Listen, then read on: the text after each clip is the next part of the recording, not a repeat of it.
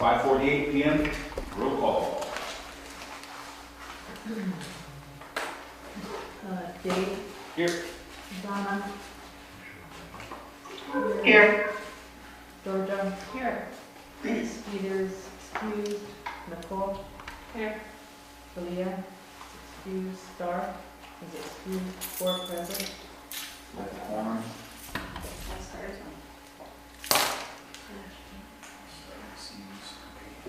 Dwayne.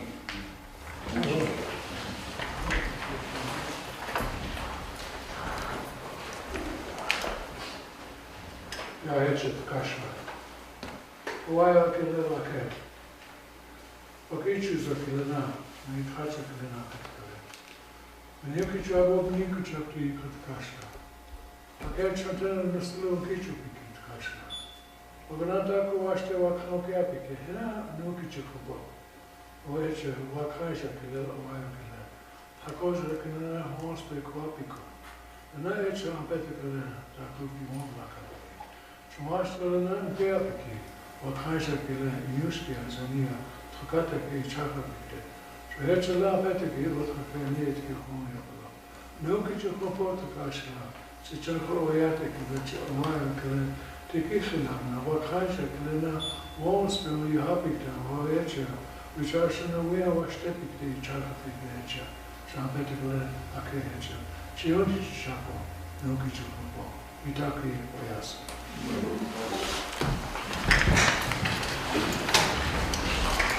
evening, everyone. Thanks for all coming.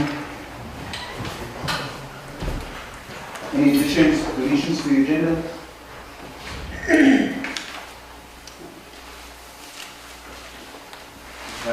Just a little bit. I just want to thank the high school and elementary for the updates. You got my email, kind of feels the same what's going on, what's happening. Kind of feel included with the school stuff. Also, a reminder to staff and directors, please take this COVID seriously. We all want to be in school, our kids want to be in school. We don't know how many calls, text messages we get stopped due to the recent outbreak we had here past week. I know some staff wasn't really, I don't know if it was taking it seriously or what, but please take advantage of it. Either our kids' safety, health, plus your own. Like we've been bombarded with calls and texts about closing down, we should shut down, but our kids want to be in school. We've got to be safe first, so I just want to make sure everybody, please stay safe. If you feel sick, stay home. Directors, bosses, please work with your staff. Doesn't mean you can take Monday and Fridays off, but be safe, be healthy. Our kids are happy in school. So with that, and approving the agenda. Nicole moved. Need a second? Georgia? Donna? All in favor? 1, 2, 3. Donna? Yes. 4. Yes. Opposed? 0. Not voting 0. Moving on to 1.5. Regular board minutes, August 25th. I believe you had a chance to look at those. We also got them online, on an email. Any questions? Any additions, deletions, corrections, spellings, anything? I'll move to approve. Georgia moves for approval. Second. Second by Nicole. What's that? Nicole, all in favor of the motion, raise your hand. 1, 2, 3. Donna? Yes. 4. Opposed? 0. Not voting 0. Discussion items. Student Council President, nothing yet. Employee rep is excused. Star? Yes. You have anything to report? You're on the floor. You have the floor, I mean. My report? Yeah, do you have anything? We're just gonna start our elections this week. We'll get out the notifications tomorrow, starting on Wednesday. Okay, cool. Is that it? And that's all I have. All right, cool. Thank you. You're welcome. Thank you, staff, for all the written reports. Very informative. I think Clay was thinking about his chicken farm. some shakes in or something. And thank you all for the reports. Rosemary, you on? Good evening, yes I can. You have the floor, Rosemary. Good evening.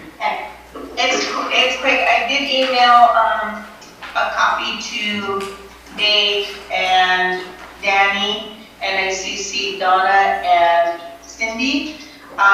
So I listed all of the department staff, so I thought since it's the start of the school year, that was probably a good place for me to start with this report. So I updated you all with the department staff. We have a few new people.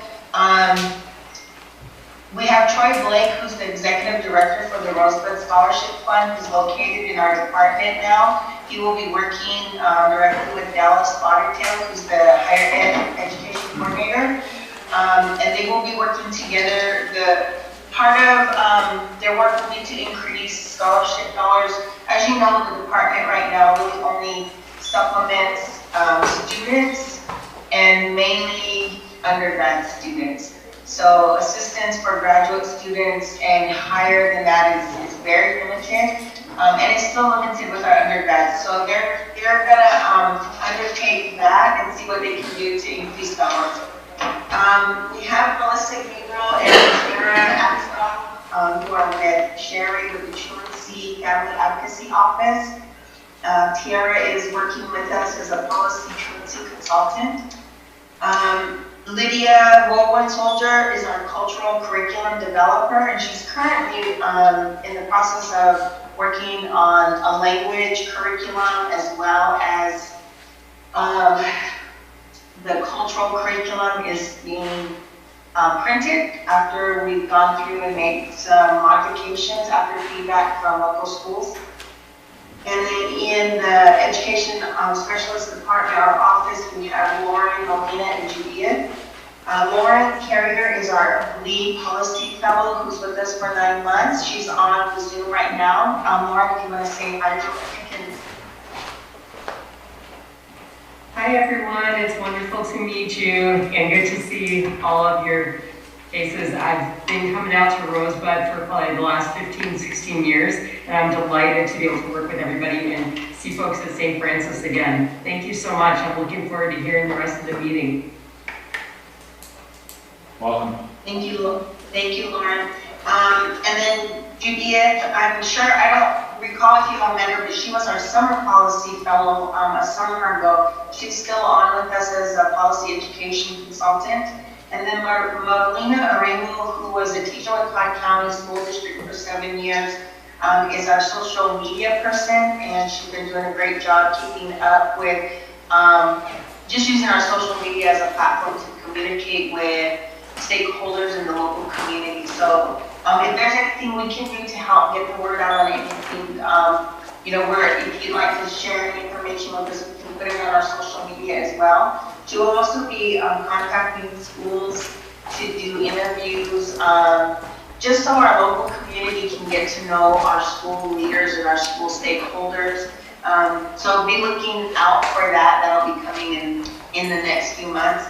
And then Chanel LaPointe, our business manager, she also oversees our Lakota Center. And within her department is Dolores Kilsenwater, who is the family assistant and the driver for the program. Alice Hart and Stephanie Gunhammer are the 2 early intervention specialists. Bronson Heath is a paraprofessional who's placed with Warner School District. And then Randy Betmion and Brenda Moran are the 2 receptionists that we have in the department. Education task force meetings are resumed. We are meeting twice a month on Fridays from 10:30 to 12 noon. Our next meeting is scheduled for October 1st. St. Francis currently has 7 staff members that are included on the invite. Danny, Teresa, Carol, Richard, Deb, and Becky are all of the staff members from St. Francis who are included. Oh, and I forgot Karen. Karen Kilsenwater from food service. So 8 people. We've also been working on helping to get the child tax credit information out. I'm not sure if you all are aware, but it's kind of important for our families to know that, because that's a financial resource that is kind of given to them. So we've been putting that on our social media just so you're aware. And if there's anything we can do to help your families, we can get the word out to them and help them know what it is that they need to do to get that. Social studies standards, you guys are probably aware of that whole issue. So the department is working on a statement for public comment for next month, and we are also working on a possible resolution that can be taken to Education Committee and hopefully shared with Representative Bordeaux and Senator Heiner, as both of them are asking for assistance from tribes in the form of a resolution to how would that work. Data sovereignty, I mentioned this before, but we're finally moving in that direction now. The department is working with the South Dakota Department of Ed through an MOU and also with BIE through an MOU to retrieve local school data, including St. Francis. The purpose of this is primarily for our department to be able to write the State of Reservation Education Report. So that my goal is that we're not bothering you all to get that information as we've had in the past, that we can just use what's being reported to the two entities and have a uniform data, like a way to look at data, so that we're not getting it from different places, and it should be a little bit easier and more clear to read and understand. And then I included our social media addresses on the written report, but there are also, I think some of the staff are following me on Facebook and on Instagram. I will have it there, but if you're following our Education Department's Facebook or Instagram, all of the handles are on either one of those. So if you would like to follow us and give us feedback, would be great. It's a new platform for us, and we're looking for feedback. Primary purpose is to be able to communicate and share our information. And that's all I have. Thank you. And if anybody has questions or comments or feedback, thank you. Anybody, any comments, questions? I do. Danny? Rosemary, can you add Gina onto the 7? She's the high school principal, and Eustace Sure. Nightfield. They're both from the high school. Gina and who? Eustace Nightfield and Gina. Okay, you, yep, I will. I thought I had Eustace on there, but okay, yep, I will add both of them on there. And then that MOU about the data sovereignty, you know, it'd be nice for us to get the data that they give out to the public schools. You know, they do that education report with all the different information. I mean, it's just, I mean, us tribes really get left out of a lot of things with the state. So if you're gonna do the MOU, let us help you write it. Okay, absolutely. Yes, and we agree, Danny, that it's just been a crazy thing trying to, but you know, the Department of Education, we've been able to create a really good liaison relationship with a member there, and he has been able to work on the end of the department to our benefit, and understanding what the tribes and our tribally controlled schools needs are. So that was why I was like, yeah, I'm going to take advantage of that relationship, so that I just think we need to have a better idea and be able to use that data for us instead of the department using it and writing it. So absolutely. Do you want me to get in touch with you? Yes. To set that up and figure out how we're going to move forward with that? Yes, because they provide some really good longitudinal data that we could use for grant writing, and also get us on the grant list, share list for the state, because we're eligible for those grants also. And I will do that. we don't We're get going to that, meet with him tomorrow morning. He'll be in a meeting tomorrow morning, so I will follow up on that. Is there anything else? I'm sorry, I didn't mean to interrupt you. No, just those 3 things. All right, I will get on that, and then I will follow up with you on an email. Thank you. Thank you. Rosemary, Yes.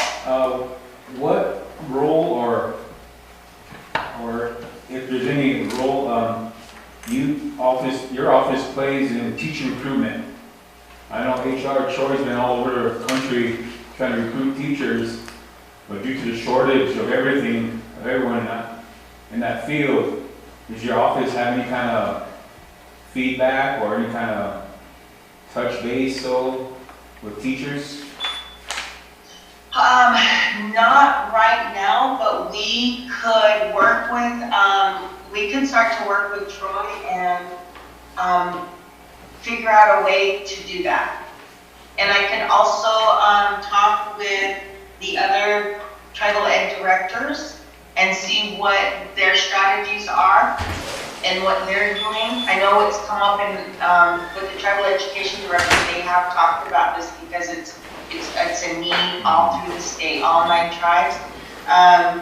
But for right now, what we could do is maybe Troy and our department, we could have a meeting and talk about, and whoever else you would like included in that conversation.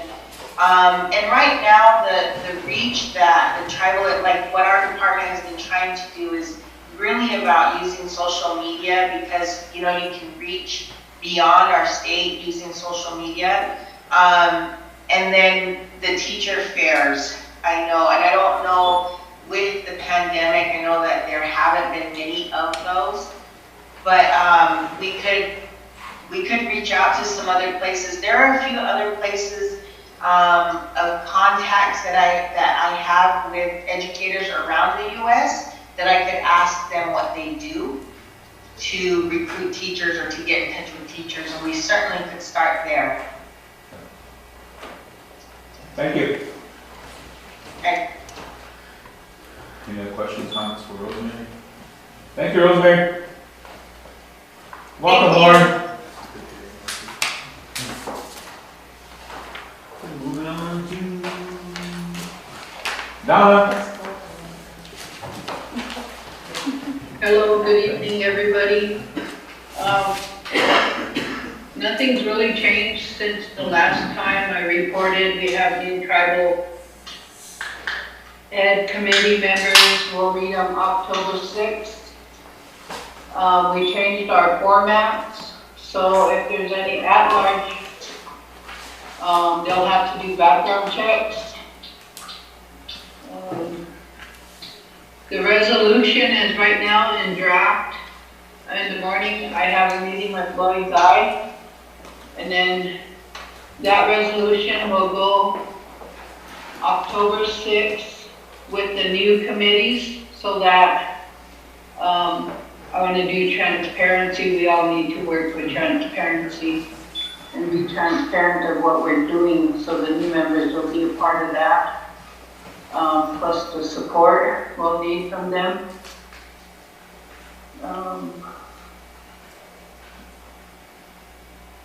The tribal education department went to peer for the standards. I'd like to commend them for doing a good job.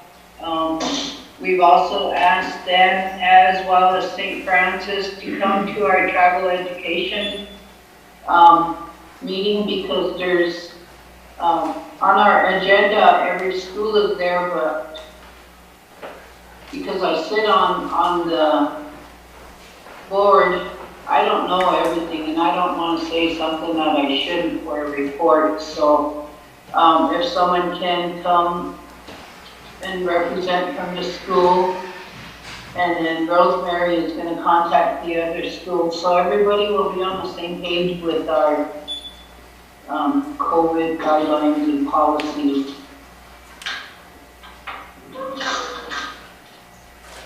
I guess I don't have anything else, unless anybody has any questions.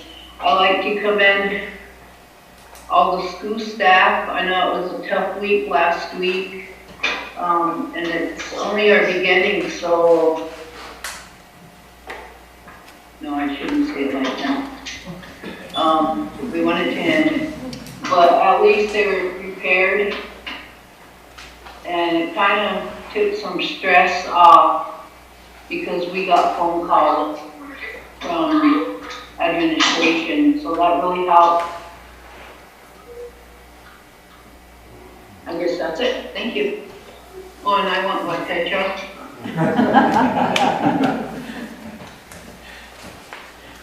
Any questions, comments for Donna? Thank you, Donna. This manager, Murray, has the floor. So I'm not gonna read everything off there, the numbers and stuff, you guys got all the, hopefully you guys got all the copy in your emails last week, yeah? And then I just added the CD options and the insert cash sweep from Security First, so you'll know what we have in our accounts there. Because I know David asked last week about it, or the last meeting, because you're nosy. So all the numbers are there for the month of August, the total payroll, the expenditure report, and bank statements are included with your report that I sent. I don't have anything else unless you guys have questions for me.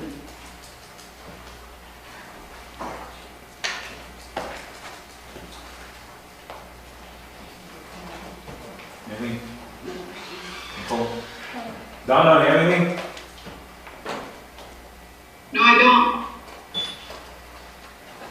I have a list of questions, Nicole. Short and sweet, dude. Thank you. Superintendent, Danny, you have the floor. Good evening, board. I want to thank you guys for your support for a very hard week last week.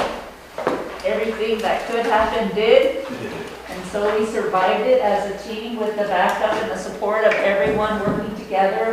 Good communication and transparency with parents and with the staff and with everyone doing their part, working the plant. So with that, I'll start with the nurse, and we'll go over the new additions to the COVID plan that we're suggesting based on what we experienced and just making the plan a lot better.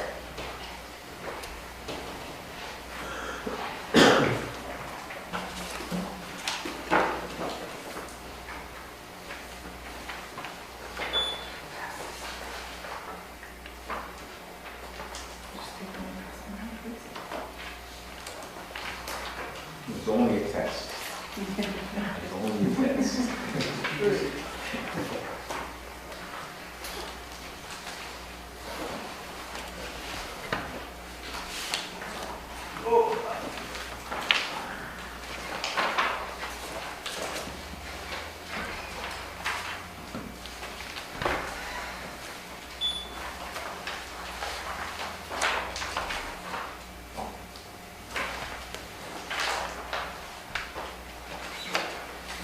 With the help with some administrators was it really helped me when we came together to update this, and I was so kind of like relieved because I like to thank like definitely principals and all that. So I'll just go over what we inputted and what we took out. So where this the big highlighted box there. What we inserted was new employees and students who are not vaccinated due to medical or spiritual reasons will need to be tested on a weekly basis. I am we did get our COVID testing kits. We got Bionax now, which tests people who are showing symptoms, and then we also got another one that's new. It's called QuickView, and that tests asymptomatic, which means you're not showing symptoms. That, however, I still need training on, so as soon as we get training in that, we'll be able to do that. Okay, moving on. New, that part refers to this letter right here from the BIE. On September 2nd, the Secretary signed the Secretarial Order 3402, making it a condition of employment for all educators as defined in 25 U.S.C.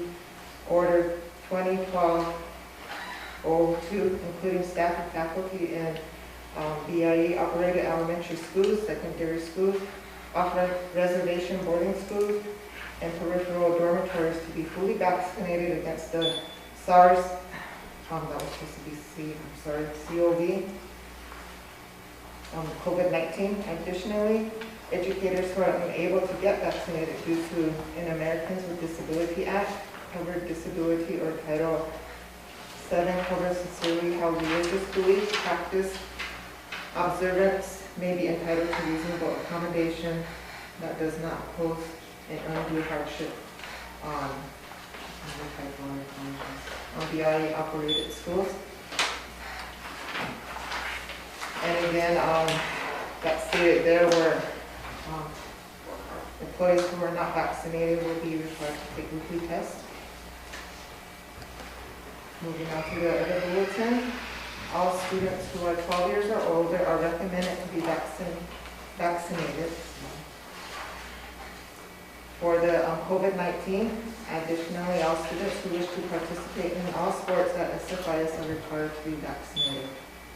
A copy of your vaccination cards can be submitted to the SFIS school nurse's office. Moving down to the new highlighted area, I struck out the additionally CDC is recommending booster shots. The reason why that is not, The reason why it's struck out is because the booster is only recommended right now for people whose immune system are compromised. So it's not available to the general public yet. Moving on to page 3. Moving down to where it says students, staff, and volunteers should seek medical evaluation. We moved the temp from 100.4 to 99.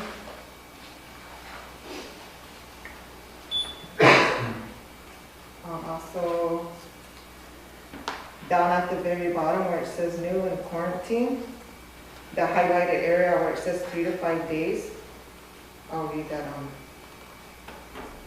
sentence. Fully vaccinated people, this is quarantine, fully vaccinated people should get tested 5 days unless they are experiencing symptoms after their exposure. Even if they don't have symptoms, to wear a mask indoors in public for 14 days following exposure to the last test result is negative.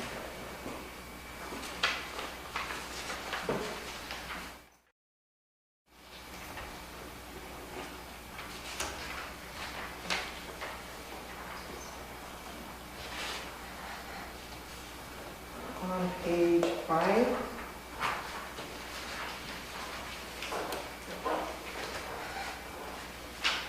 with the old, the other COVID plan, we separated where it says contact, and the positive, before it was just 2 columns where it said close contact and positive, so we just switched it to where it's all on 1 page for each. Okay, where it says any unvaccinated staff notified as a close contact will need to quarantine for 10 days. If the staff member may return on day 8 if they have a negative test on day 5, 6, or 7, so that's still the same. They stay in and monitor the symptoms for 14 days. That was for unvaccinated, but for vaccinated people, they don't need a quarantine if they have been considered a close contact. They do, however, need to test 5 days after their exposure. But if they are experiencing symptoms before that, they should go in and get tested sooner. Where it says stay at home and new, employees are required to use their own sick and or personal leave if they are in quarantine. Page 6.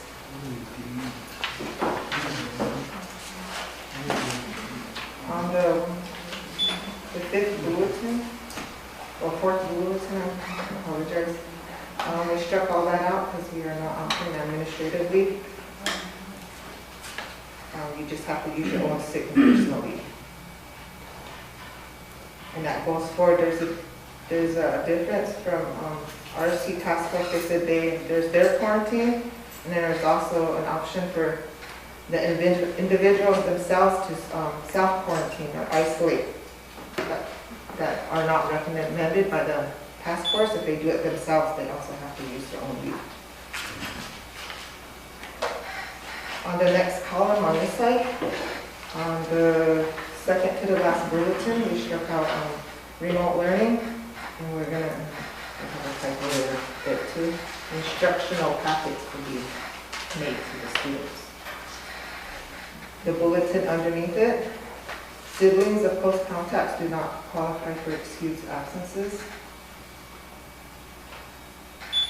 And I should have wrote in there that siblings and household members of the close contacts don't need a quarantine as well. They could come to school.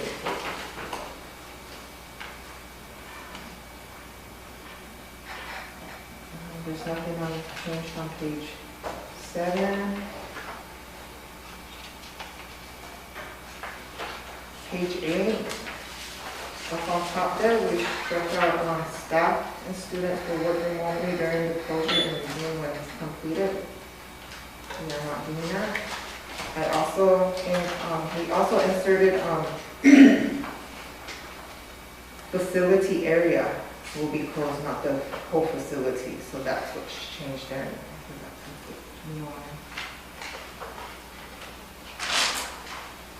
In that little box right there, what's changed in that is number 3. Close out facility area for 3 hours for deep cleaning. That is if there's multiple suspected confirmed positive cases in the building. At the very bottom, that last, I'll just read the whole thing. In an unlikely event, a staff member or student who may have had close contact but have not received a letter from the state and are not sick should notify their supervisor and work out a temporary work area. And then the rest is struck out.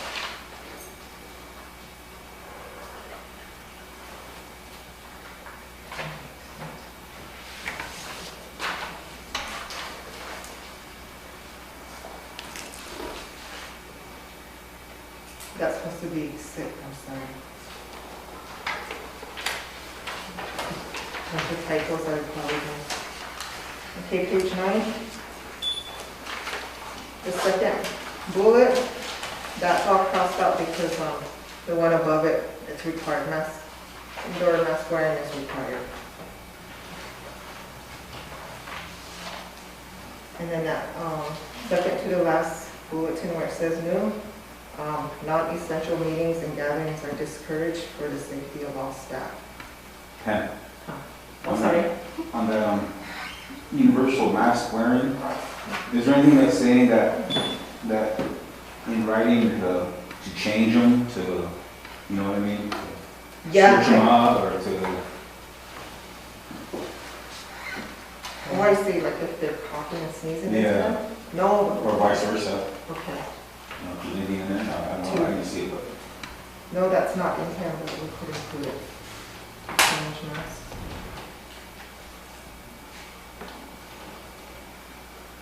I don't have any teachers in here, but what's the daily, as far as what your students, what do they do from 8 to 3:30, whatever? You mean in the classroom? The routine, yeah. So when my students come in, I have a hand sanitizer, so they automatically utilize that.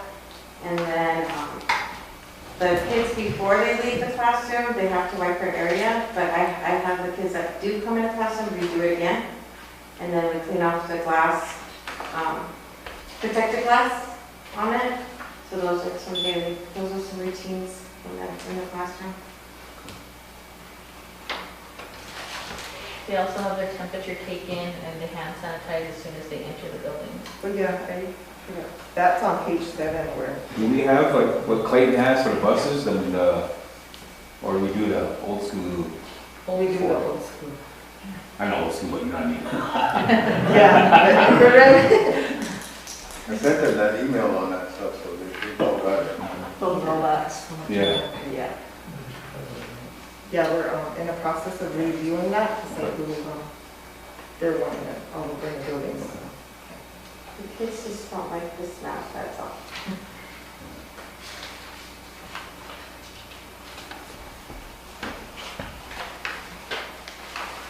Okay, on page 10.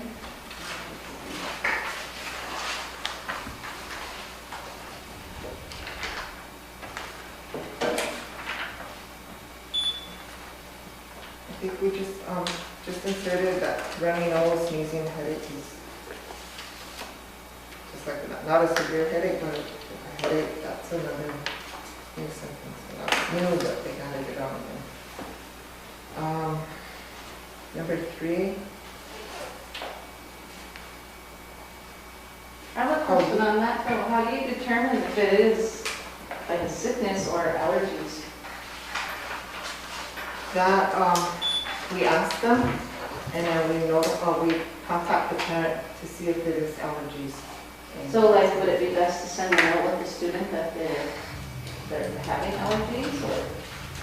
Because like, Yeah, my fifth grader has allergies, so I gave her Zyrtec this morning, but she still has runny nose and sneezing.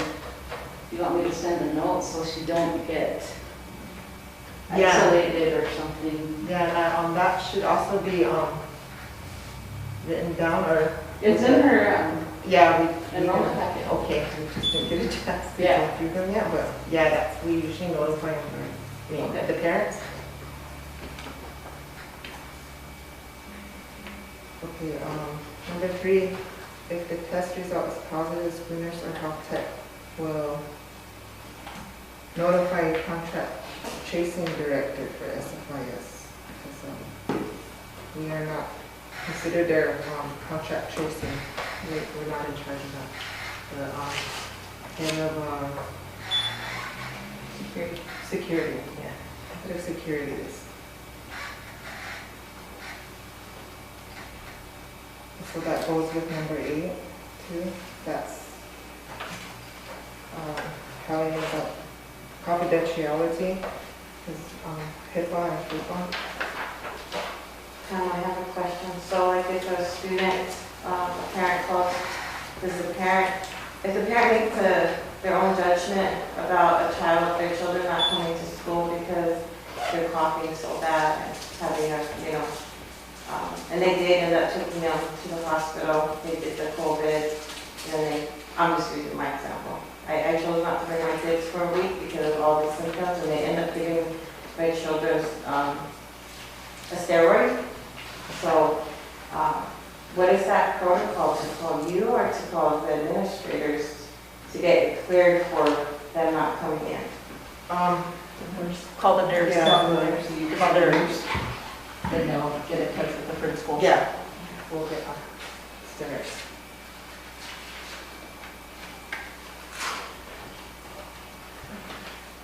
Any more questions?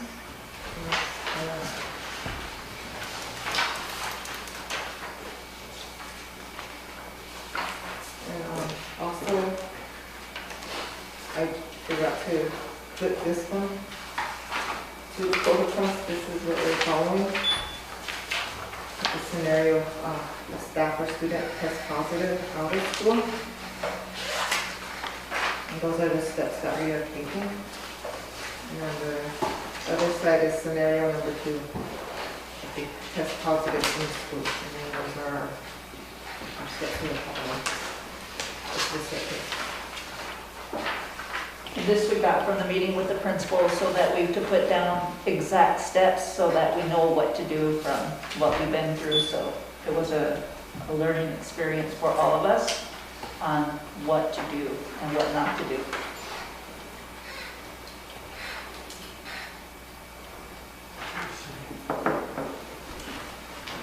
And then that's when we make the phone call that we're going to see the written scripture.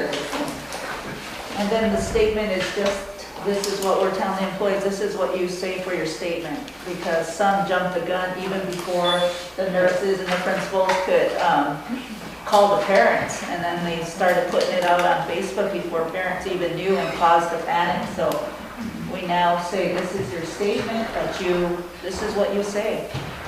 If you're going to do that, but give us time to get to the parents because that's who we should contact first so they're not hearing it secondhand. You sent it to the board too? Excuse me? You sent it to the board too? Yeah. Those, the protocols? Yeah. Yeah. That statement. Yeah, because it's just right on the bottom.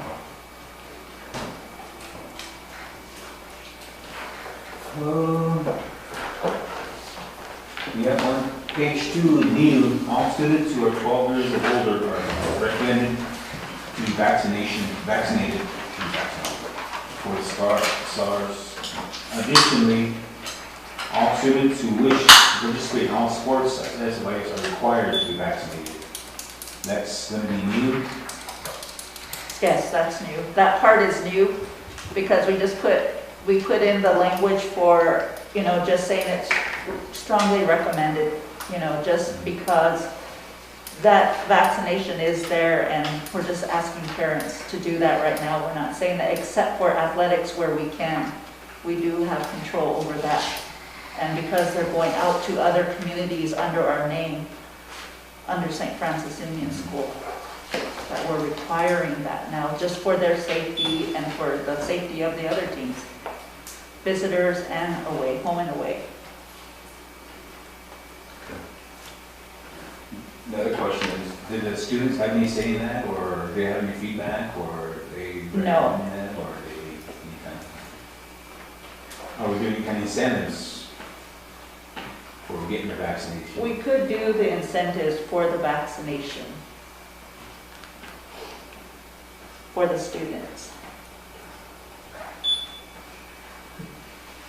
Or we have a mask in athletics when they go off the reservation to attend other schools, especially in some areas who are not, I'm not gonna say towns, but on the east side, right, or who don't want masks, whatever, or anti-masks. We still wear them. Okay. Roger says that we are required to, so when we do go visit and they're not saying that you have to wear masks, we're still wearing masks because it's our protocol. So every visiting school, we respect what their protocols are too, so. And then we tell them what ours are. So like, even when we have consultants here, we'll ask them, are you vaccinated? Because we're required to be vaccinated, and then they'll show us their vaccination, and they'll let us know that they are, if they come on our campus. And if they go away on a bus or van, is there any kind of sanitizers on the buses or vans, or? I'll let Clayton answer that, because he has the buses and everything set up for sanitization and temperature and. All of our buses have that sanitizing equipment in it, every one of them, even the coach buses will have that in there. We have masks on board for small kids and for the bigger kids and for any adults that are traveling. As a backup, in case one of the sanitizing systems go down, we have a remote one, I guess, a small handheld that we can use. And in the event that those things fail, we have the nurse got us a big old pallet full of wipes so we can go manually, so we back it up that way. And while all the students and staff are on the bus, they have to wear their mask the whole time. And he has those plastic. We have the barriers still installed on our buses. So. And the kids have been pretty good about it. They haven't torn any of them. I thought they would start tearing them to shreds, but they leave them alone. Other stuff in trash back there, that's about all they do. And plus their temperature right off. Yep, and then we have that deal right by the door. Anybody that gets on it reads their temperature, even the driver. Good, so everybody's covered. We got very little cracks to fall through, so keep a track of everybody. Pam and I went out with the buses. His setup was really nice. It's very protected. Will you use a charger yet? Will you use a charger yet? Not yet, no. We're supposed to go to Standing Rock, I think, on Friday. That's when we'll go with the coach. But that's got everything set up just like everything else. The only thing that they couldn't put in because there's individual seating that's reclining and everything, they didn't want to get it tore up with the partition dividers and everything. Otherwise, everything else is in there.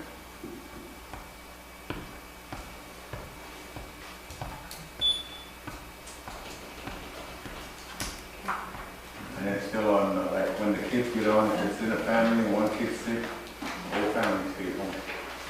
And that's what we'll do with the team too. So if they, one of them gets on and we think they're sick, then none of them, they're not gonna haul them all, risk getting on. Thank you, Mr. Chair. Thank you. Any other comments, questions? You have any up, Pam? Welcome to it, by the way. Welcome to work. Thank you. Okay. Thank you. It's going to be the motion to approve that?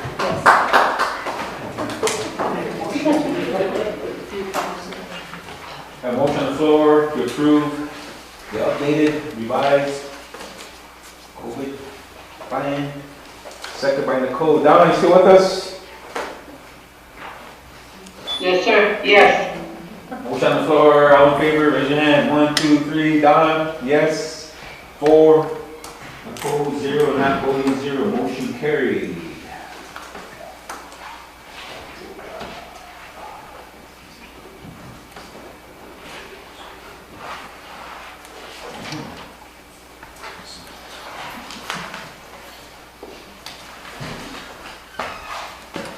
My next one's gonna be Dana. She's going to do her presentation on her new and required policies for SPED program. It's really long.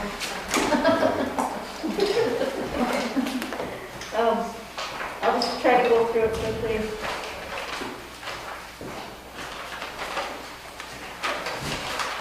Yeah, the introduction on page 1.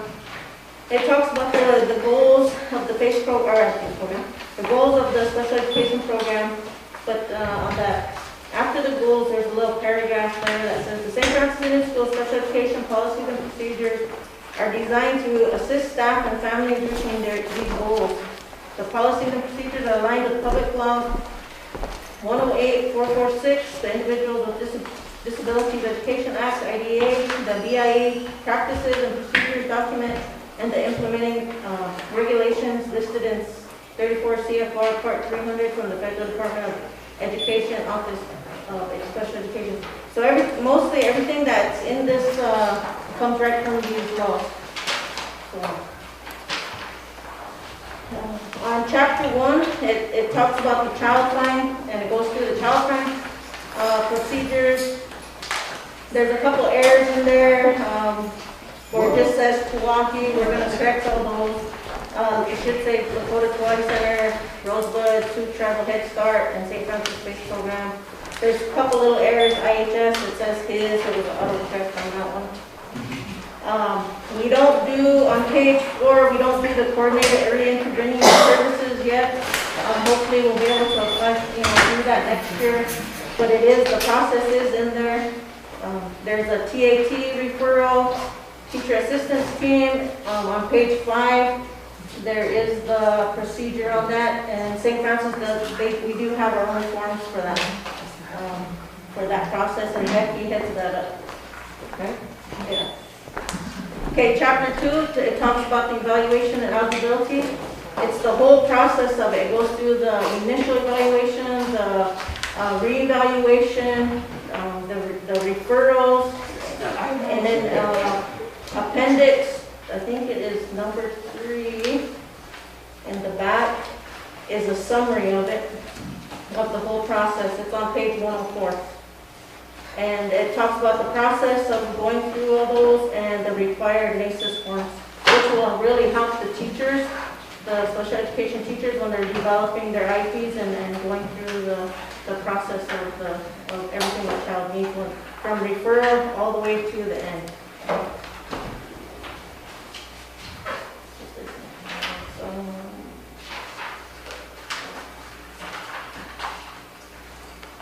page 11, it talks about the determination of eligibility, and that's decided by the child's IEP team. But it has what's the criteria and the requirements needed, like the parental consent, the timelines are in there. And on page 15, there's a reevaluation flow chart on what's the procedure of when they have a reevaluation. Chapter 3 talks all about the IEP, what goes in it, the present levels, the goals. It just has everything listed is in there on what's needed for the IEP. The main thing is that you have to have parent input into each IEP.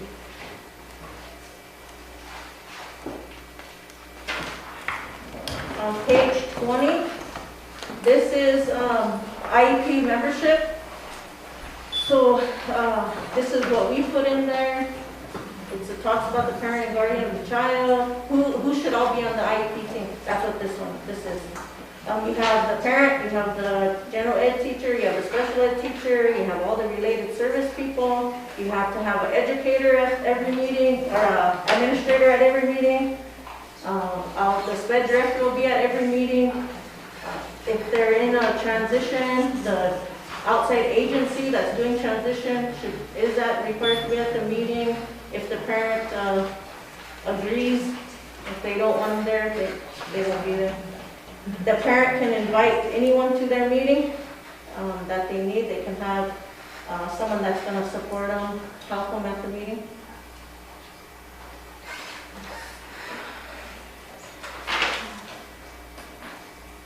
Page 24 talks about assistive technology, the type of devices that can be, it doesn't say the type of devices, but it's basically what's needed in a child that, if an IEP wants to put in assistive technology for that child, we have to do a technology assessment on that child.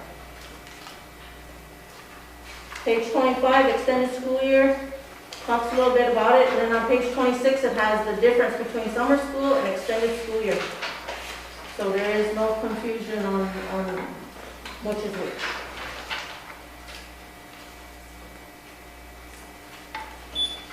On page 28, it talks about St. Francis Union School practices and timelines related to private school placement. That's like in facilities or residential placement. Those are just the timelines that we have to adhere to when we're putting a student into placement. Chapter 4, transition and secondary services. This is an important section for the high school. For the students, they all get transition services.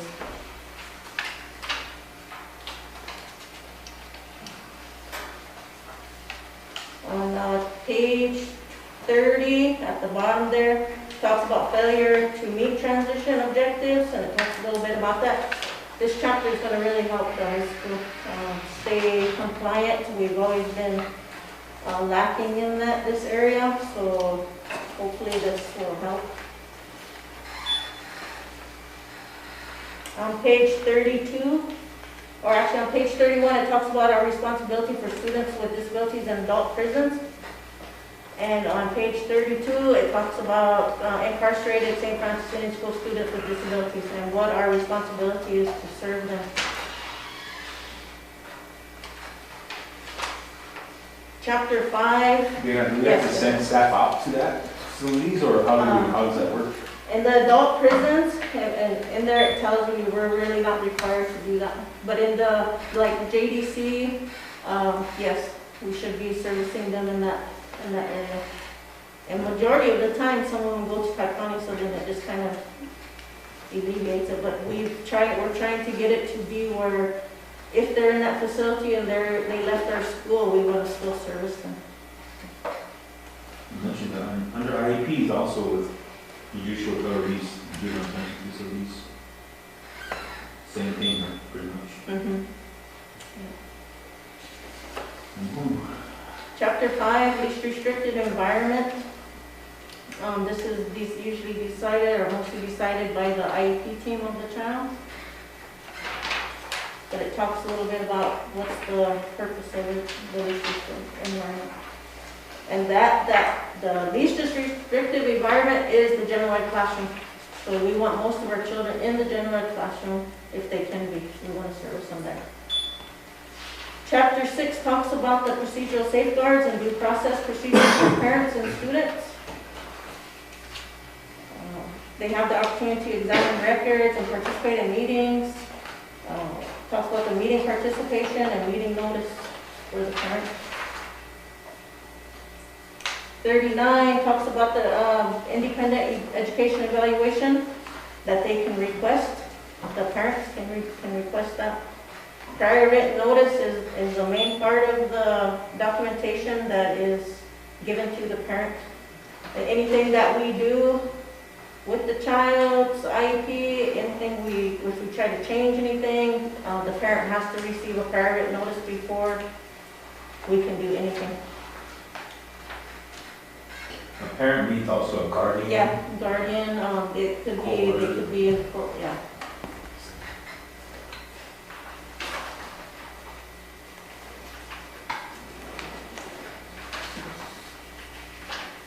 There is the resolution process, mediation in this chapter, due process.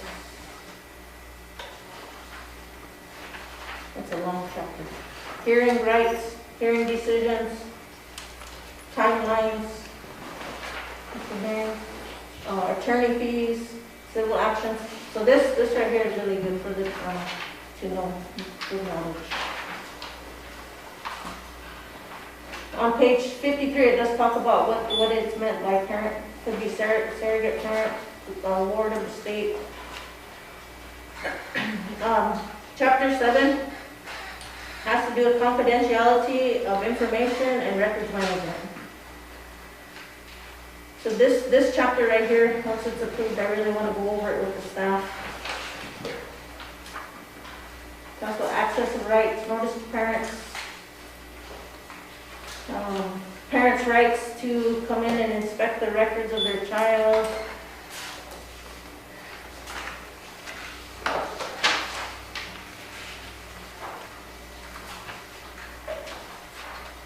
Chapter 8, discipline. This chapter is basically what's in the handbook. It goes a little bit deeper, but it's basically the same. Talks about manifestation, determination, functional behavior assessment, suspensions, expulsions, and what our responsibility is for that child.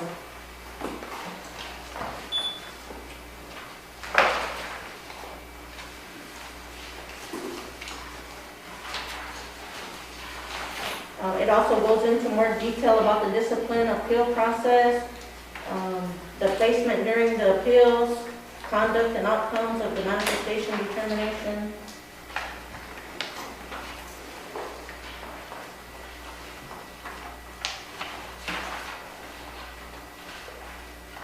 And then on page 71, it talks about staff development in the manifestation determination process, so we'll be getting some training on that.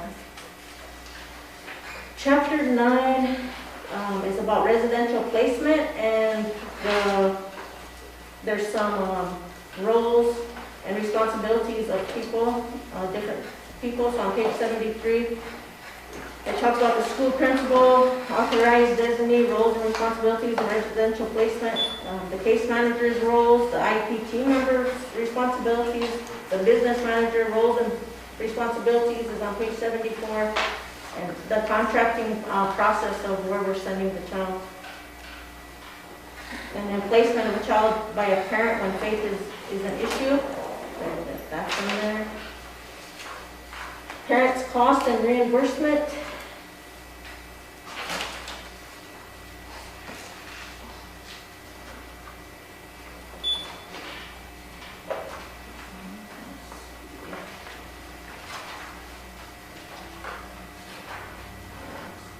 And then that's about it for that information. And then the Appendix 1 is all the South Dakota disability categories and their descriptions.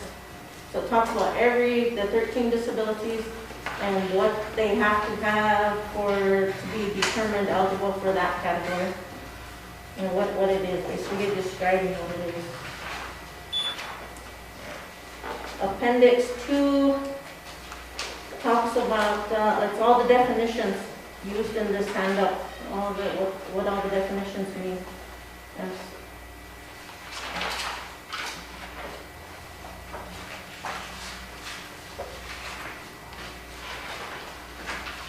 Appendix 3, like I said, is just the process of the SPED process and the form. Appendix 4 is reimbursement policy for families who travel with a child for medical appointments. This one we put in there because of all the amount of travel medical travel that we have. Appendix 5, reimbursement policy for parents of students with disabilities who provide transportation for their child. We don't have one yet, but we need to have that in there. And then Appendix 6, special education coordinator and special education document and data requirements. So that's everything that I need to work on throughout the year. Appendix 7 is the allowable costs for IDA and Part B funds. And that's the whole thing. When I read this, we don't have in there section for homebound placement or homeschool placement, so we're working on that, and hopefully we'll have it done by this week, and I'll put it in there, so it'll be good in there. Dana, can you make sure and send it to our school lawyer today? Okay. Okay. Are we prepared to, like, let's say I have 2 nephews who are deaf, and they came back to school here, are we prepared to service them?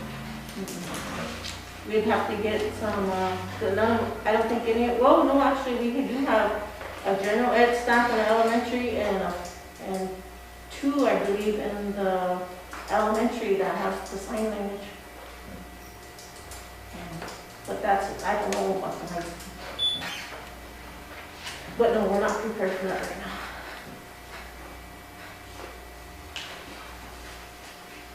And as soon as this gets approved on the 3rd reading, then will there be a parent training? Yeah. We'll have one. All of you staff legs. The 2 teachers that we hired, they're not here yet. So we're having a little bit with them, the paras. We don't have the high school paras. I can recommend one tonight. We do have the one hired that started today. So they'll be in the inclusion. There's still one more vacancy for a high school para, one for middle school para, and an elementary shadow, but that student hasn't enrolled yet, so I'm not looking to hire one yet until something happens. But as soon as the teachers get there for high school, we should be pretty good.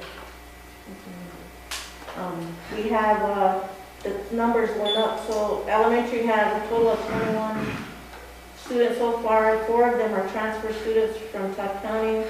The middle school numbers went up.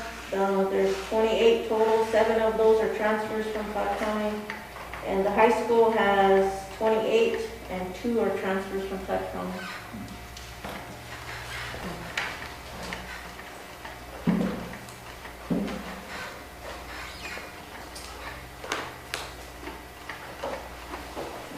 Or the budget did get approved, or it went to the next level, I guess. Today, I had a meeting with them today, and I had to make one correction. I had to list all the positions and how many students they're working with and what their responsibility is. I got that. Anything else?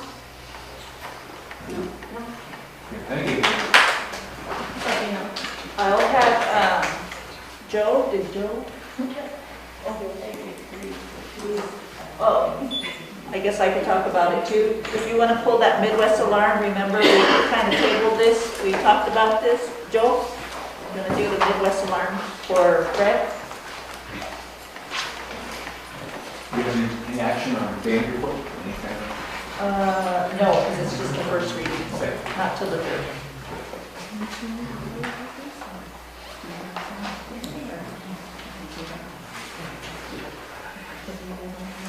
We had a meeting with the gentleman from Midwest Alarm and asked him to review some of the numbers that he proposed.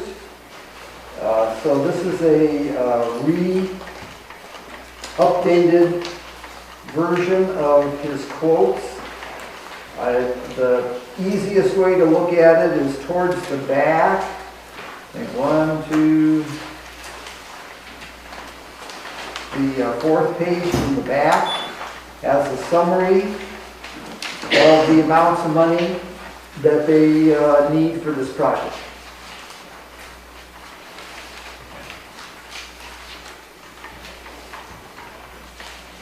There are two pieces. One of them is the card access control part. And the second piece is what they call an intrusion. So there's two. The two things are the door is locked, and if somebody does get in, it's detected. So the primary, I think Danny asked them to put it into 2 phases. So the first phase is for the high school and elementary buildings, and that's the amount there, $165,000. And phase 2 is several of the other buildings, the admin building that we'll put the language is in, the lovingly called Barb's building too, and bus barn and transportation buildings. That phase of the project would be $119,700 roughly. The 2 other quotes on there, I'm sorry, there's a Videocom, intercom entrance that we asked them to add. So each building, the elementary and the high school, would have a video intercom to allow visitors to come in. And that's $16,300. The 2 bottom quotes are for servers, which would operate the system. And those devices are being evaluated by the tech department.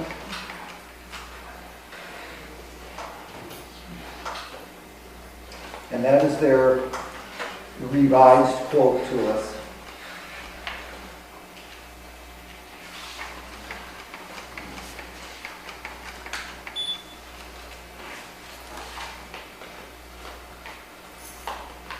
Joe, have we received any other quotes from other companies?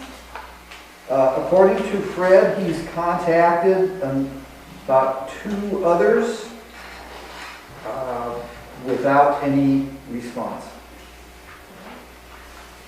These guys work the JDC, the Adult Corrections, and other SGU and some other tribal programs, so they're working extensively with our tribe. So we did ask Fred to do other quotes too.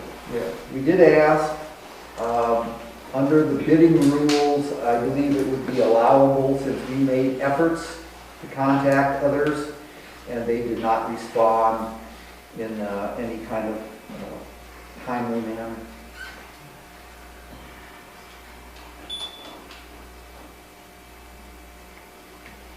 I believe we were definitely trying to get the first phase done. Yes, we want the first phase done, and I'll let Maria talk about the financial part of that. Otherwise, if we don't go with what she's suggesting, we did write it into ESSER 3 because they still have not got back to us on our construction. So we put this in there too to get covered. So it is covered if they don't approve of our O&M building. Then that money is there to cover it. if Murdo wanted to cover it.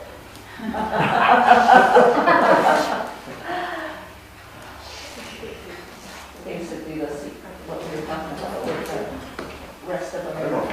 The rest of the Ameriprise, what's that, 500,000? Yeah. And then the CD cash out from Wells Fargo, what was that, 160,000? We figured that would cover that first phase one. Phase one. Yeah. And we've been in contact with them, and then with Wells Fargo. So what they did, because none of us are on the accounts and it wasn't ever changed over, they just cashed that CD out into one of those two open accounts that were still there, the employee revolving loan and the health account.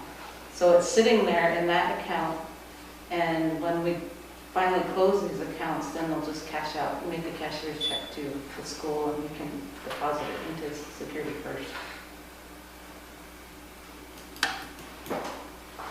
So we have But I guess funds. we need something to get the new board onto that Wells Fargo account, because it's all old. Just the CD account, right? Those two, the ERLP and HELP, so we can get access to some of the records there.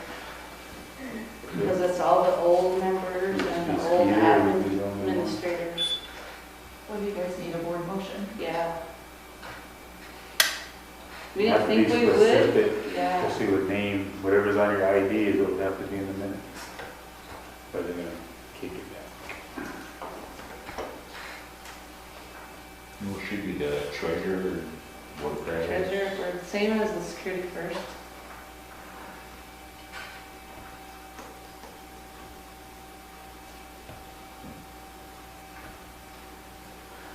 And how soon do we want to finish this?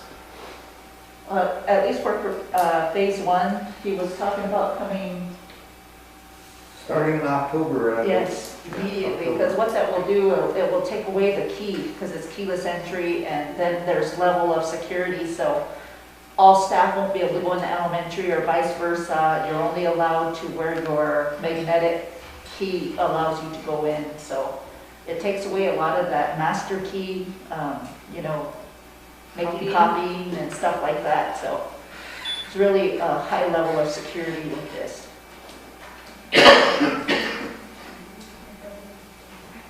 So it's really good too, just for our safety plan. Yeah, I mean, it's been a long time coming to get to this point. Most schools are at this point already and we're not. We're kind of behind. Yes, but at least we're getting there now with everything that we need to do to keep the entire school and the children safe.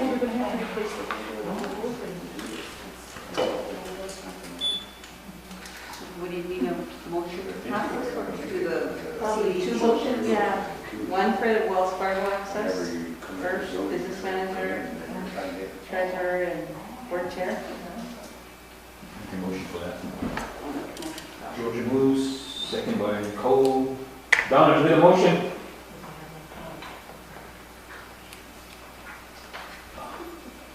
Yes, I did. All right.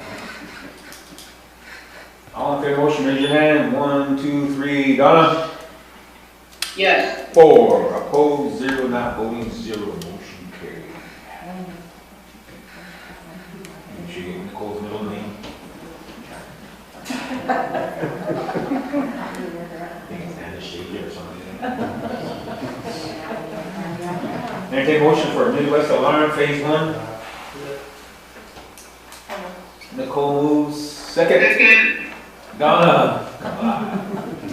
All in favor, raise your hand. 1, 2, 3. Donna. Yes. 4. Opposed, 0. Not voting, 0. Motion carried. Nicole.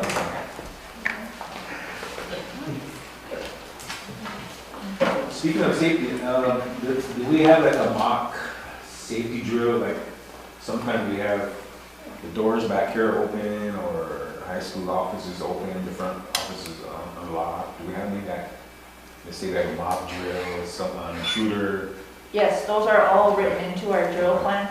Everything from fire alarms to active shooter to all of that. And so right now, all the staff is getting the Alice training on those modules, and They have to show that they have their certificates so that they know what to do for the ALIS.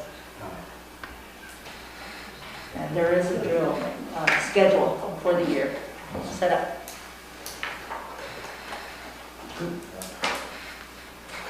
Thank you, Joseph. And then basically the last one is the Title IX policy. I'll have Gina do that one with the lawyer, Mr. Arnbright. Good afternoon or evening. Thanks for having me. I don't know how you want to proceed with this, but I will comment that I did receive a copy of the Title IX policy. Somebody did a lot of work and a lot of good work, so I appreciate that. Makes a difference. But I have some issues, and maybe you have some questions.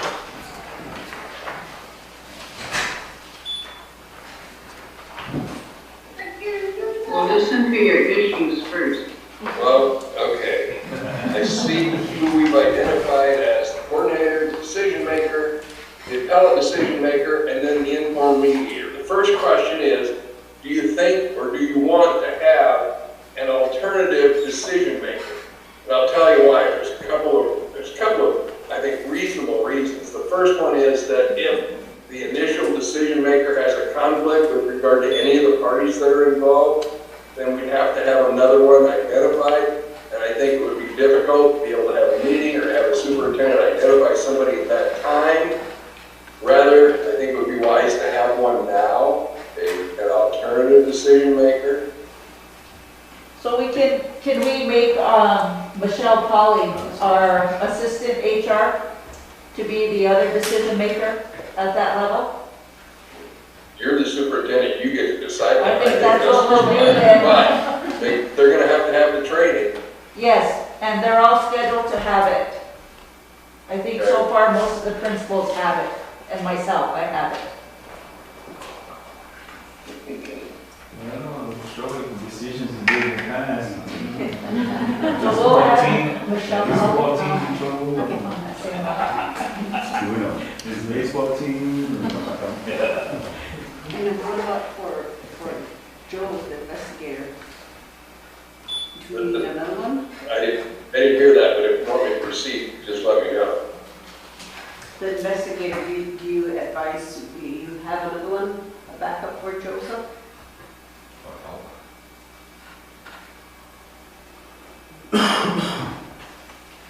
So you'll have a second, you'll appoint, the superintendent will appoint a second one then, a second decision maker. And I think you need to make sure that it's not either or, it's one and then the other, so that we have a consistent policy and procedure for selection of who the decision maker is going to be.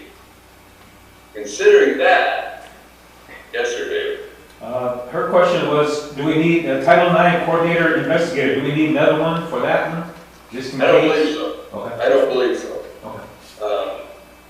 There can always be conflicts, but those people are not making decisions. Those people are the ones that are coordinating the procedures, and then the investigators doing the investigation, but that's not going to be in a situation where they have to make the decision.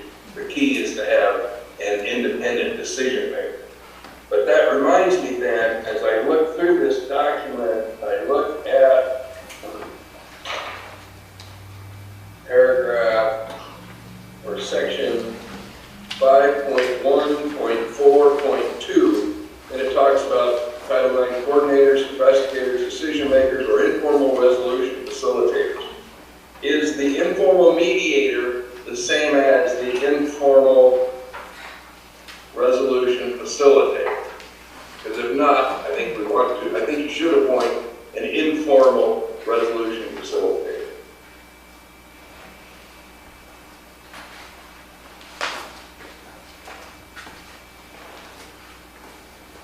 I guess basically that would be, right, Gina, because that mediation is trying to get to that resolution at that time in that mediation before it goes up.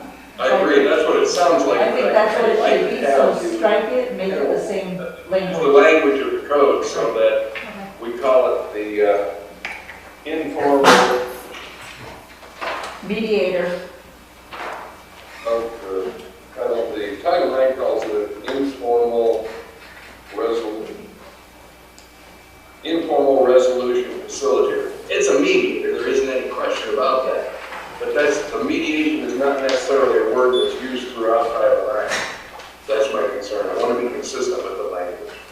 So we'll take out the word mediator and put that there, resolution facilitator, on the Yeah, front page. I think that'd be best. That way, anybody from the outside that's looking at our policy, from those perspectives, would have a particular idea of what we're talking about. Yes. Consistency. It's certainly not the law, but it's the way I like to operate.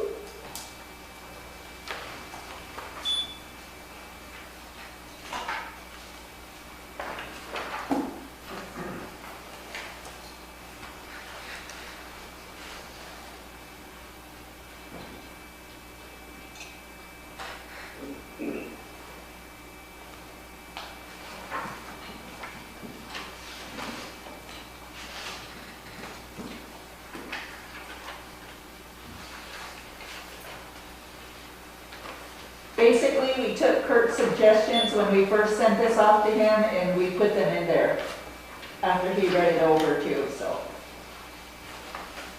Just to make sure that we were all on the same page with what you guys were thinking. Understood. And I appreciate that. There's a lot of information in there. When you're ready to proceed, I'll talk about the next issue.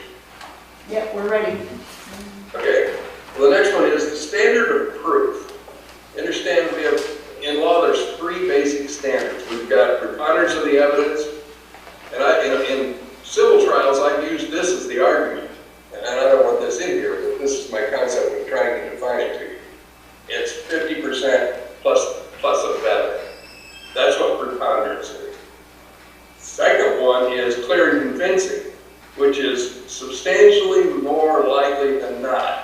It's a middle level of proof, and it doesn't stand for any better definition, but it's more than just 50% in a federal. And then we have the last one, which is in criminal law, and that's proof beyond a reasonable doubt. That is not the standard we're applying here. You've identified in the Title IX policy preponderance of the evidence. I just want to make sure everybody's thought about that, had some little idea of what the difference between preponderance and clear and convincing were, and that you're satisfied with preponderance.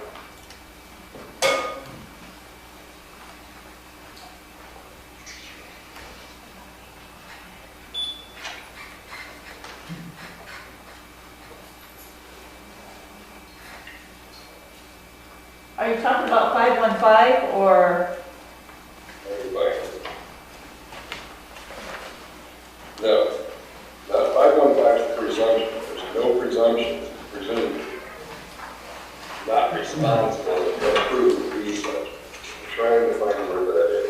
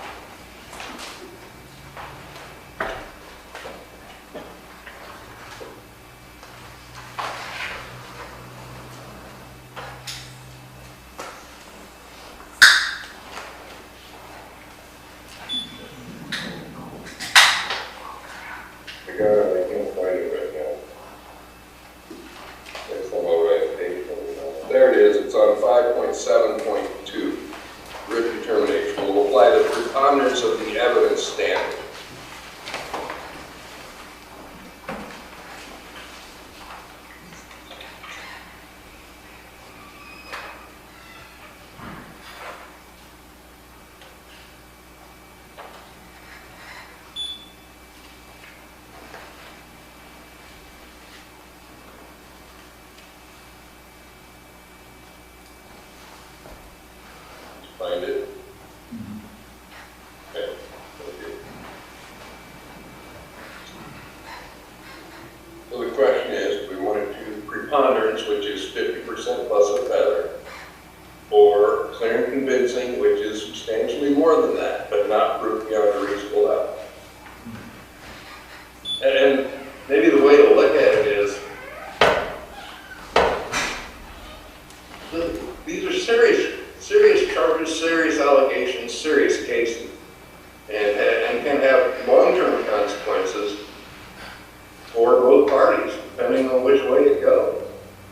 And if you think it's 50% and a feather sufficient, and it may very well be, then that's fine. But if you think they ought to be held to a higher standard, the problem with that is then you have that 50% in a feather case that doesn't get complained, depending on the quality and level of evidence that's presented. That's a little bit of a problem. I don't know how you want to work through that. Basically, we just took a template from the training, and maybe Gina can explain that a little, but anything that would help us be real clear cut in this policy, because this is the first time that we're putting the policy like this into place. Understood. So basically what he said, if I can, what he wrote, he said, burden of proof, in the policy as written, the burden of proof is a preponderance of evidence more likely than not, but could be clear and convincing, substantially more likely than not that the accusations are true. And in this preponderance of evidence of the preponderance of the evidence standard would make it easier for people to be disciplined or found in violation of Title IX, which may bring justice to the claimant more easily, which would likely be a good thing, although this could be a serious allegation, discipline scenarios, termination and prevent future employment, and a tougher burden. Clear and convincing may be more appropriate, as that would be more similar to a criminal court. Not as strict or burdensome as a criminal court, but beyond a reasonable doubt. But it should mean if someone is found in violation of the Title IX under clear and convincing, then it would lead to justice being served more accurately. So I guess we would rather go with clear and convincing and take preponderance out. I understand, and I don't disagree. It's a standard you're going to hold your hearing officer and your appeals officers and your investigator to, and I think it makes sense. So I think if this does go to court, then we need to be able to have all that information and documentation just for St. Francis to be safe. I agree. It's better. It's a more stringent standard than, and I know it doesn't make any sense, but 50% plus effect. But it just seems we should be. I agree. The school wants to be more appropriate, more correct, and do everything they can to make sure that it's done appropriately. And held to that higher standard. As long as you are.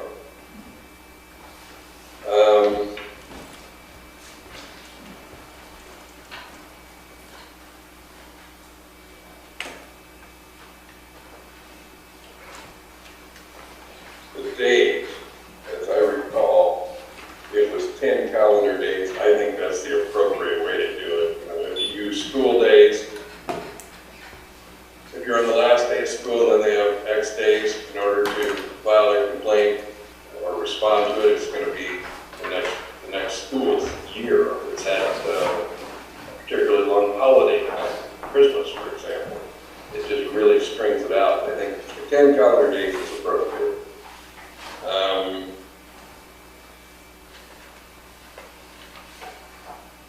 One of the other thoughts we had was on our Title IX policy, we want to keep it separate, and I believe you've done that. I think that's the appropriate way to do it. We don't want to incorporate it into anything else, so it gets less noticeable. We want to make sure it's separate policy. There were some other issues that I had with regard to the process, and that is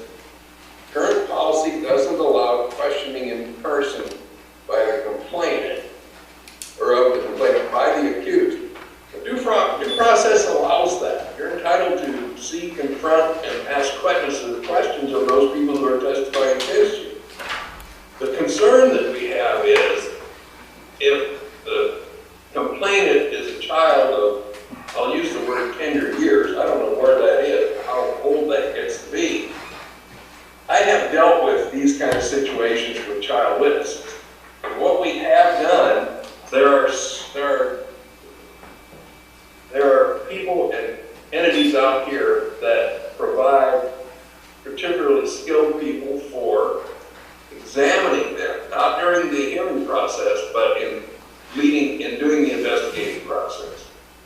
People who are skilled in and trained in dealing with issues with younger children.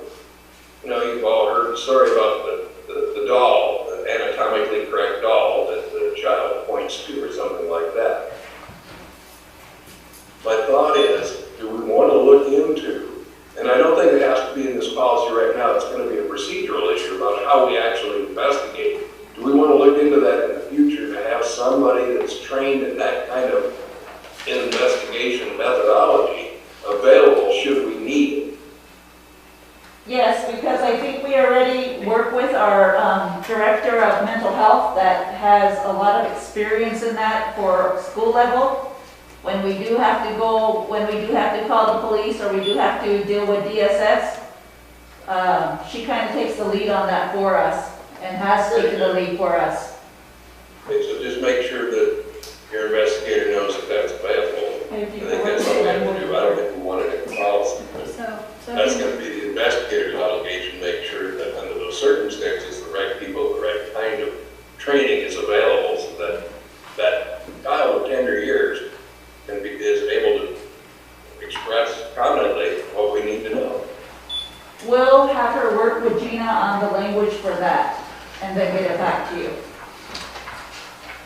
Got it. 561. Thank you.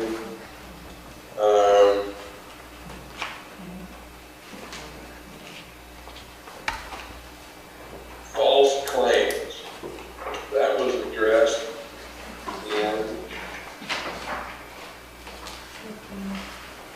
15 on the last page. False statements.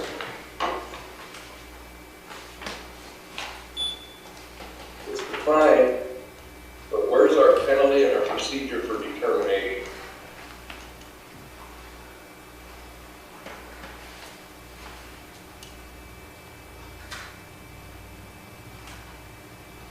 We need to, if that happens, we need to be able to document, we need to be able to record it, make sure that we have a method for recreating that information.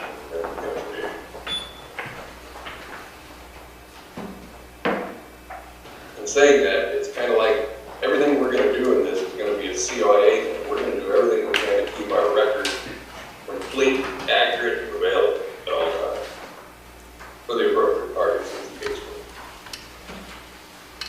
I'm just throwing that out. I think it's something to think about.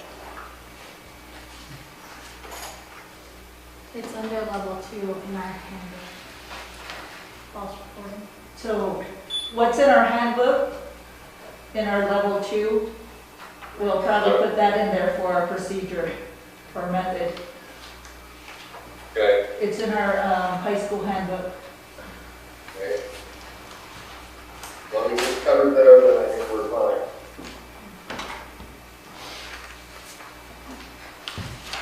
I just wanted to point that out to you. I have a variety of other things I want to go through if you don't mind giving me the time. Through the policy that I received today. Title IX. The school policies and procedures, or are you talking about those or the Title IX? I'm on the Title IX policy. I'm on in section 5 and thereafter. But in 5.1.3, it talks about there shall not be any conflict. The point I want to make is that if there's a conflict, it needs to be identified immediately. There needs to be some recitation of why, and signed by the person who has the conflict and kept in that file. The point is, I don't want one decision maker to say, I have a conflict there, and then the second takes over. But I think we need to make a record of what the conflict is, just for our file, so that we can prove that in the event anybody raised the issue that it should have been the prior or the secondary decision maker, but it wasn't, why it wasn't. Does that make sense?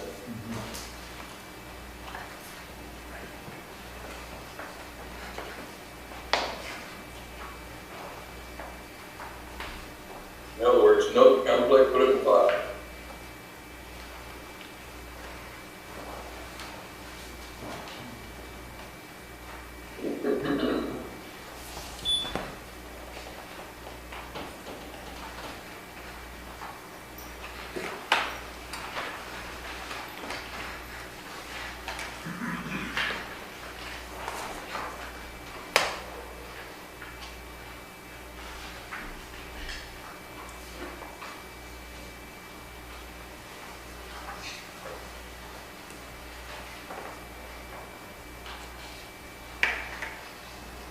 Sorry, right.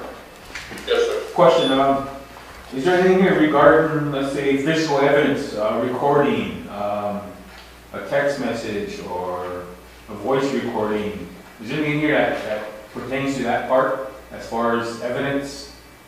No, I didn't see anything in that regard. And the rules of evidence don't apply strictly, but they still need to be the basis for all of our decisions and all the information that we take. I think those things need to be kept. Obviously, the investigator is going to keep copies of it. I think that's important. And as far as how and when it happens, I think it's just fine. It's an issue of foundation if we were at trial. In other words, how do I identify who was speaking, when it was said, and that it is a good and accurate portrayal of what was said.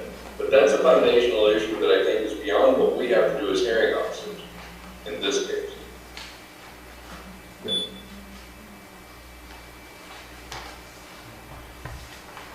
I have a few other issues if you'd like me to go on. 5.1.7, range of possible sanctions and remedies.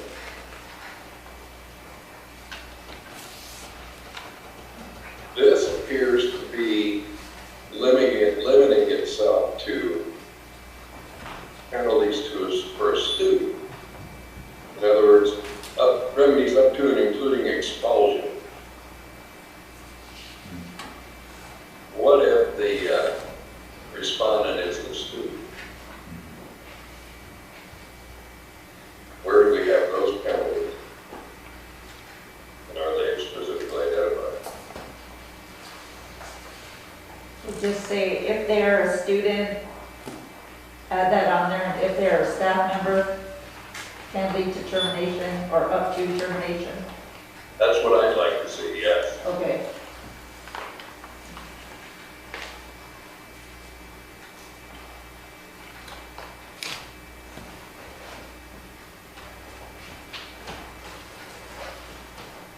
I just want to make a comment, you know. Some of our students are past the age of 18. How is that going to affect us? They're still in school. But if they're still a student, then the student rules would apply, in my opinion. They We're would not still talking be about considered a criminal minor. charges, because that's a different form altogether, and we're not dealing with that. In that situation, 18 would be treated as an adult criminal law. But for criminal law also, they'd be treated, anybody under that could be treated as, well, they take them to JDC. Treat them as juveniles, which is depending on circumstances appropriate. Students with extended transition who are not technically students, but they're still receiving services past the age of 18. They're not students. How about IEP students? Yeah, that's what I'm saying. The students who are on IEPs in transition, the ones that have graduated and received their diplomas, they come back for transition services up to the age of 22. Technically, they're not students, but they're still in the sped department receiving services.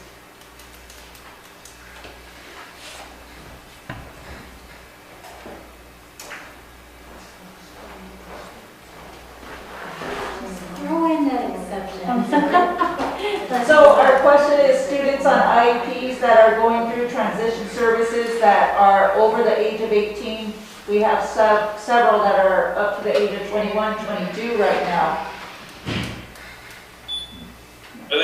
Well, they're still students, They're not. and you can still expel them. This is not a criminal proceeding. That's a separate issue and a separate problem altogether. We're not dealing with that. We're just dealing with how we deal with them as students in the school. And if they're on an IEP, or if they're an atypical student, they can still be expelled. We're not punishing people here. That's not the goal. That obligation belongs to the courts and the criminal and juvenile law, not us.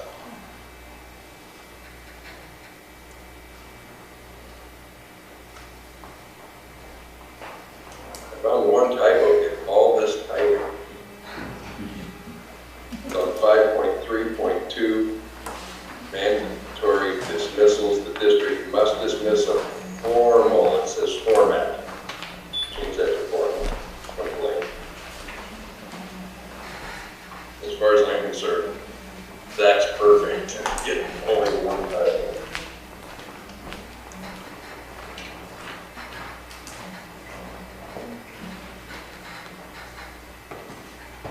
Another issue, if I may.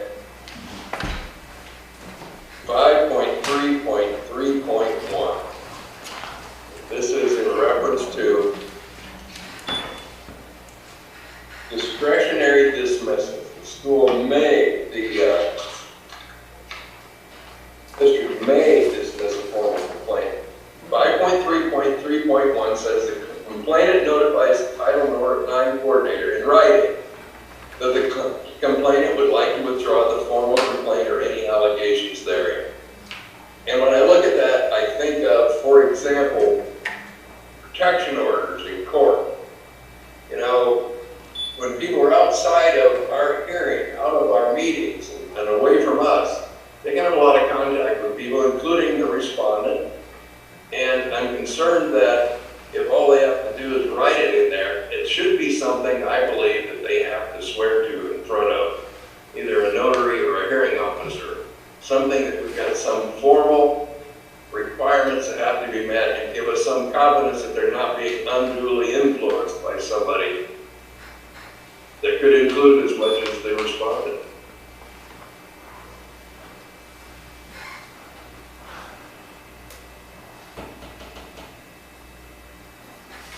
So think about that, Rob. What technicalities you want, what technical things you would be comfortable with, satisfied, as long as if the complainant wants to withdraw.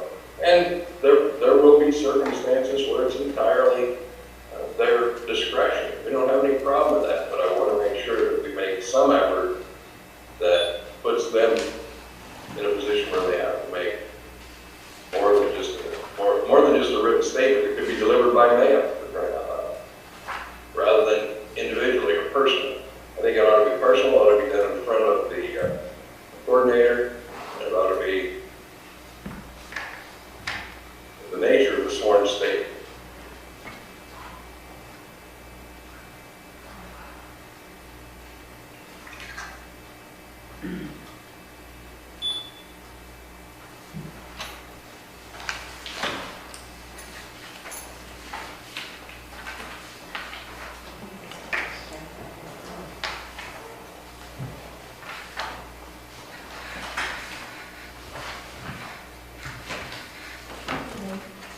Just strike it? I'll just reword it. I would strike it because if the complainant initially files a complaint, it's up to the investigator to investigate the complaint. So he's already taken time and effort away from his position to investigate the complaint. And then later on, the complainant, you're giving that complainant an out saying, oh, well, I had a change of heart, or it could be unduly influenced. I think But that's- it would be the investigator to find out if there's substantial leak to the... Undue influence, maybe that's the word to use. Yeah.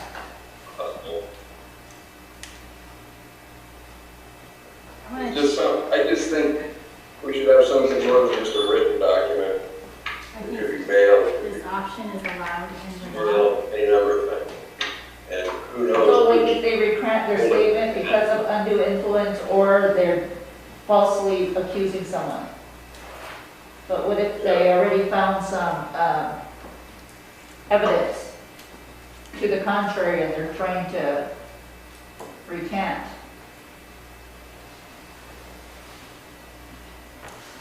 That's the issue, exactly. Are they? Why are they? Are they indeed telling us the truth? Were they lying before? It's like the old story, did you lie to me then or you lying to me now? I don't know. It's almost like a That's litmus, like a litmus test or something. A litmus test or something that they would have to do.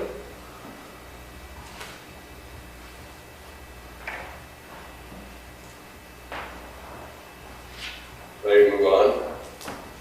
Yes? 5.5.7.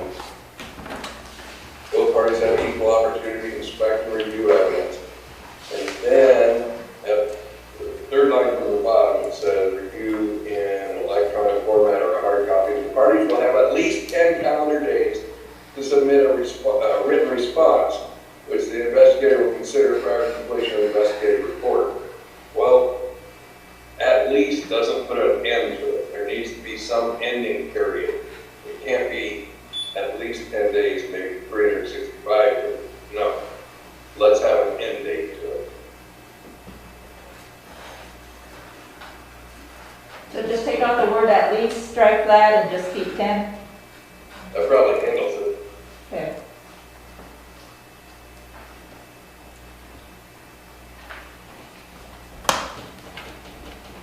Then in 5.6.1, in-person questioning, it says when appropriate. That's the one. When is it appropriate? That's the question. That's the one we're gonna reword with Becky, our counseling director.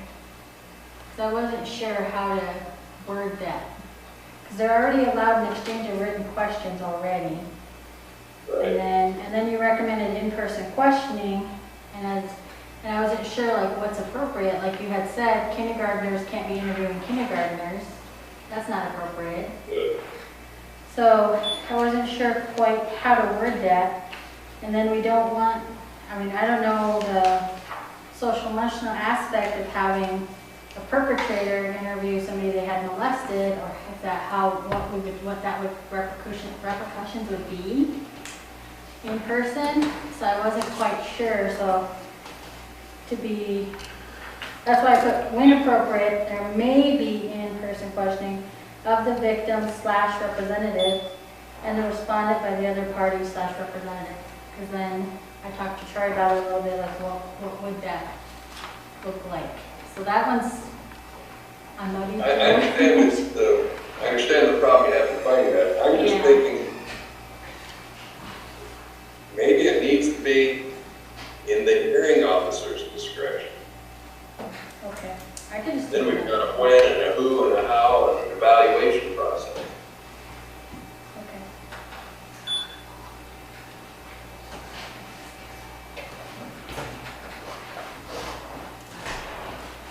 Okay.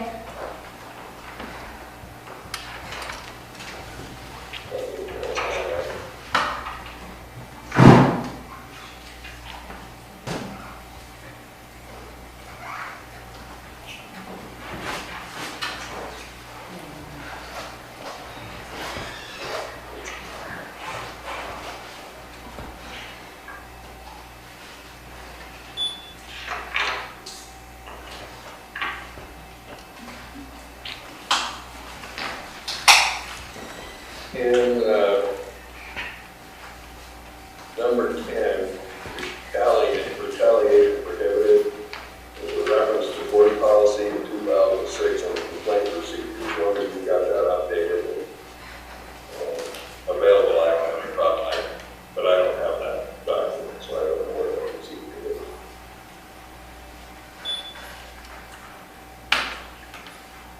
And that's the extent of my suggestions.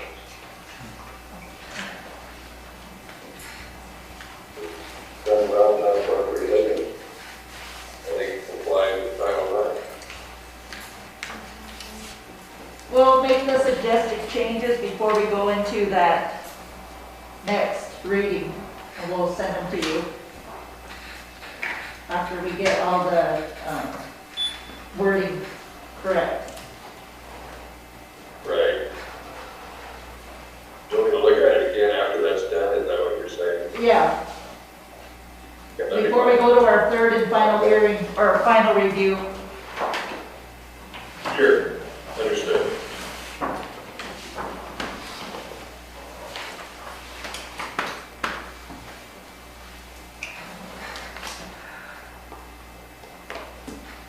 I think that's it for now. Thank you, Gina. Thank you, Mr. Argenbright. Thank you. Do you want me to stick around or do you want me to go away?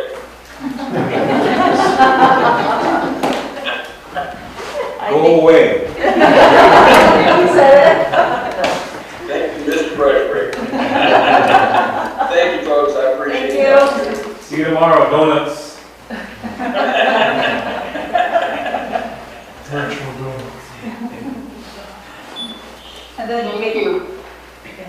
And then basically, you could just accept the reports as is for the other one. Those were the highlights that needed board motions. Look at policy and procedure review on October 1st and 2nd in Rapid. And then looking at that second retreat on the 15th and 16th. And the agenda is done. We're just doing our final review on that. And that is going to be our core values, looking at the name change, looking at the mission, the vision, and all that set up before we do our strategic planning in December. So that's what those are. And basically, just a review of the cases, and I kept you guys up to date on what was going on with those. As each time anything occurred, I'd call you guys or have Marlene email, so you guys know, just to keep the transparency there with parents and staff and board.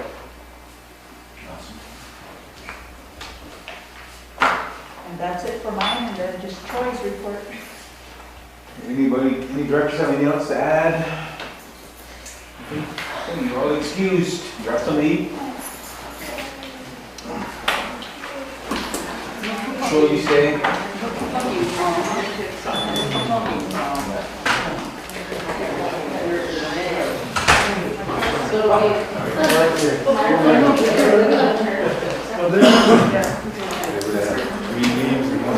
Take a motion, executive session, huh? Take a motion, executive session. Nicole, second. Georgia. Donna, all in favor? Yes. 1, 2, 3, 4, opposed, 0, not voting 0. Executive session, 7:42 p.m.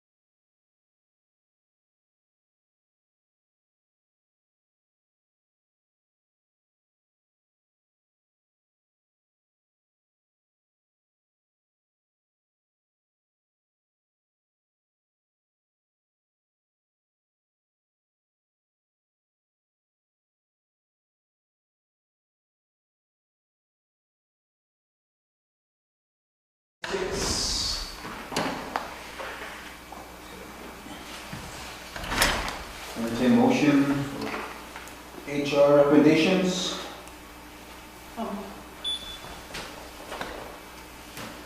Nicole moves, second by Georgia. All in motion, raise your hand. 1, 2, 3. Donna? Yes. 4. Opposed, 0. Not voting, 0. Motion carried. That was the first time, right? And how was that one? You got it. Authorize compensation for employees on file for board of directors issues, retreat August 22nd. for August 22nd, 2021. Nicole moves, second.